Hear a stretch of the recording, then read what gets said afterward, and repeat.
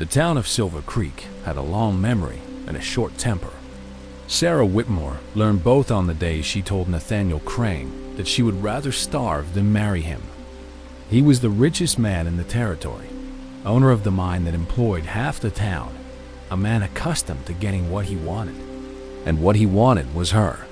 She had been a widow for 3 years, surviving on what she could grow in her small garden, mending clothes for neighbors who paid in eggs and kindness. She had thought herself invisible. She had been wrong. The eviction came at dawn. 3 men with hard faces and harder hands pounding on her door before she had even lit her fire. They gave her 1 hour to gather what she could carry. 1 hour to pack up a lifetime of memories, her husband's photograph, the quilt her mother had made, the seeds she had saved for spring planting. She stood in the doorway, her hands trembling, and watched them load her furniture onto a wagon. Her furniture. Her home. The only thing she had left in the world. And behind them, watching from his horse, Nathaniel Crane smiled. They took her to the old mining cave, the one that had collapsed 5 years ago, the one that had killed 3 men and been abandoned ever since. The townspeople called it the Devil's Hole, a place of bad luck and worse memories, a wound in the earth that no one wanted to claim. They dumped her belongings at the cave mouth, a broken chair, a crate of pots, her mother's quilt already stained with dirt, and rode away without looking back. Sarah stood at the entrance, staring into the darkness, and for the first time in her life, she understood what it meant to have nothing. The first night was the hardest. She sat at the cave mouth, wrapped in her mother's quilt, watching the stars appear one by one. The wind came through the opening like a living thing, carrying the smell of dust and stone and something else, something ancient and waiting.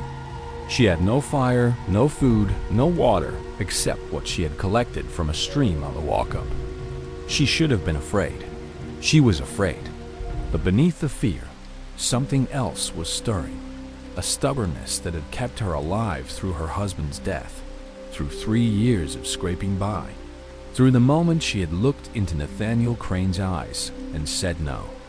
Dawn came cold and gray, and Sarah crawled into the cave to explore what she had been given. The opening was wide, tall enough to stand in, and it narrowed as it went deeper. The walls rough with the marks of picks and shovels. The miners had left things behind. A rusted lantern, a broken cart, a pile of timber that had been meant for shoring up the walls. She found a pool of water at the back, seeping up from somewhere deep in the earth, cold and clear and sweet. And as her eyes adjusted to the darkness, she saw that the cave was not a hole at all. It was a room waiting to be made into a home. The townspeople expected her to fail. They expected her to crawl back to Silver Creek, humbled, desperate, ready to accept Nathaniel Crane's offer.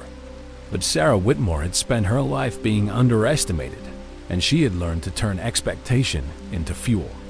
She built a fire at the cave mouth, using the old timber and the dry brush she gathered from the hillside. She hung her quilt across the opening to keep out the wind. She arranged her pots, her crate, her husband's photograph on a ledge of stone. And when she stood back to look at what she had made, she realized she was not afraid anymore. Weeks passed.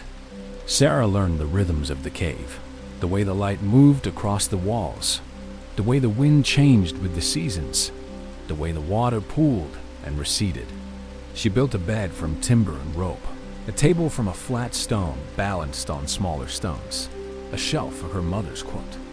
She found wild onions growing near the stream, berries on the hillside, roots that could be boiled into something that almost tasted like bread. And at night, when the wind howled at the cave mouth and the darkness pressed in from all sides, she sat with her husband's photograph in her hands and reminded herself that she had survived worse. He appeared on a morning when the fog was so thick she could not see 10 feet beyond the cave mouth. A rider, his horse picking its way up the trail with the care of an animal that knew this mountain better than any man. He was tall, lean, his face weathered by sun and wind, his eyes the color of the stone she had been living among. He carried supplies, flour, salt, a small sack of beans, and he left them at the cave mouth without a word. She called after him, but he was already gone, disappearing into the fog like a dream she was not sure she had dreamed. He came again a week later, and then again. Each time, he brought something: coffee, sugar, a blanket that was warmer than her mother's quilt. Each time, he left it at the cave mouth and rode away before she could thank him. She learned his name from a miner who passed by one afternoon, looking for a place to rest. Elias, the man said. Elias Cole, a trapper, a loner, a man who had lived in these mountains longer than anyone could remember. He did not talk to people, the miner said. He certainly did not bring them supplies. Sarah looked at the coffee beans on her table, the blanket folded on her bed, and wondered what she had done to deserve a ghost's kindness. On the fourth visit, she was waiting for him. She had risen before dawn, built up the fire, brewed the coffee he had brought her. When his horse appeared in the fog, she was standing at the cave mouth, a cup in each hand. He stopped when he saw her, and for a long moment, neither moved. Then he dismounted slowly, as if approaching something that might startle. She held out the cup, and he took it. Their fingers did not touch. Something passed between them nonetheless. A recognition, perhaps, or the beginning of something neither of them had words for. His name was Elias, as the miner had said. He had been trapping these mountains for 20 years, living in a cabin deeper in the wilderness, coming down to Silver Creek only when he needed supplies he could not make himself. He had heard what happened to her. The whole territory had heard, and he had come because he knew what it was to have nothing, to be pushed to the edges of a world that had no place for you. He did not say these things. He did not need to. Sarah saw them in the way he held his coffee cup, in the way his eyes lingered on her husband's photograph, in the way he looked at the cave she had turned into a home and saw not poverty but survival. They fell into a rhythm. Elias came once a week, then twice, then every few days. He helped her shore up the cave walls, build a proper door to keep out the wind, dig a channel to bring the water closer to her hearth. She cooked for him, mended his shirts, listened to his stories about the mountains he had walked alone for 2 decades.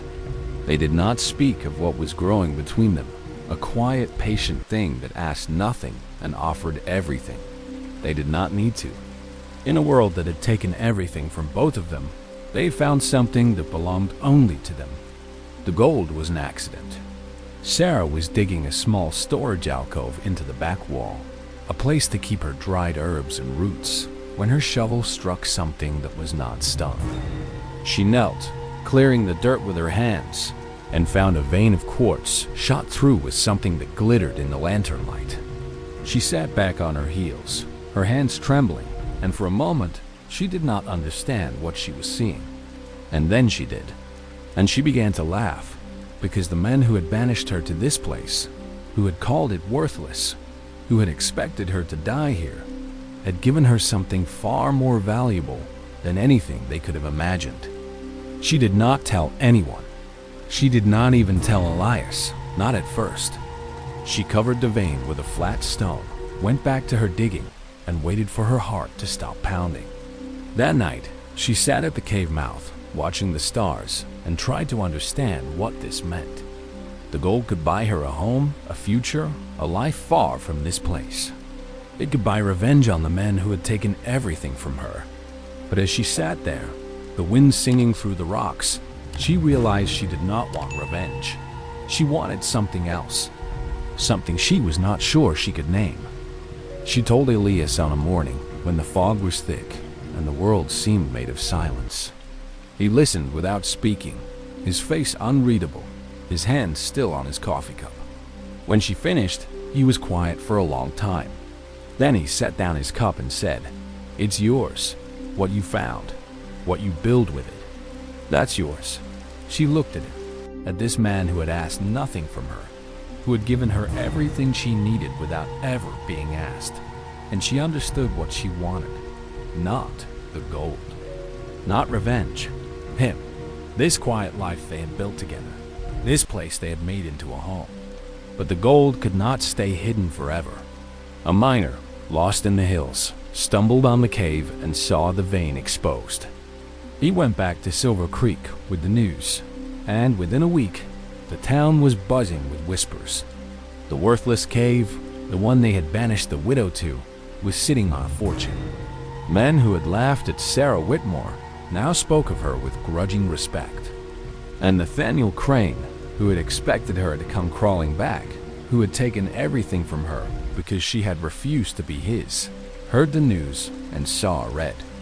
He came himself with the same men who had evicted her, demanding she turn over the claim. It was his mountain, he said. His mine, his gold. Sarah stood at the cave mouth, her hands steady, her face calm, and she told him no. He threatened her, promised her she would regret this, promised her he would take the cave and everything in it. And then Elias stepped out of the shadows, his rifle in his hands, and Nathaniel Crane saw something in the trapper's eyes that made him remember he had other places to be. The town could not ignore her any longer.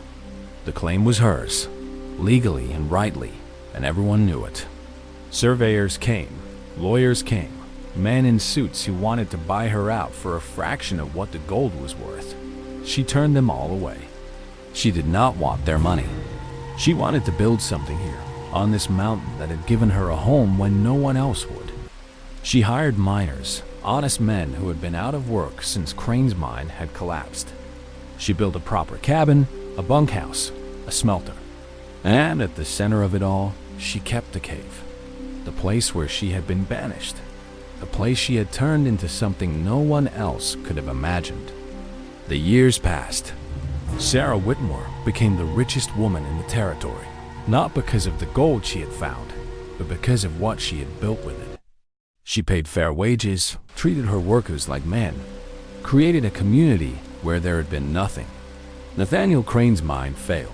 His fortune lost to bad decisions and worse luck, and he left Silver Creek with nothing but the clothes on his back. The town that had banished her now called her its most honored citizen. But Sarah did not care about any of that.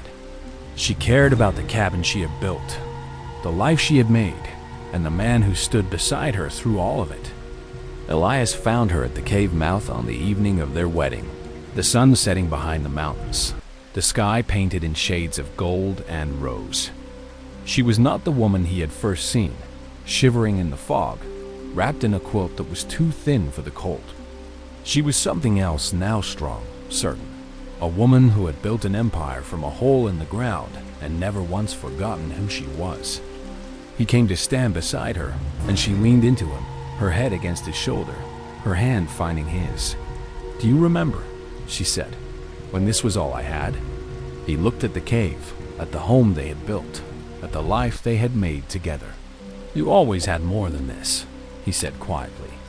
"You had yourself, and that was always enough." She smiled, and in the fading light, she looked like the girl she had been before the world had tried to break her, only stronger now, only wiser, only more certain of who she was. They stood together at the edge of the cave that had given them everything, and watched the stars appear, one by one, over the mountain they had made their home.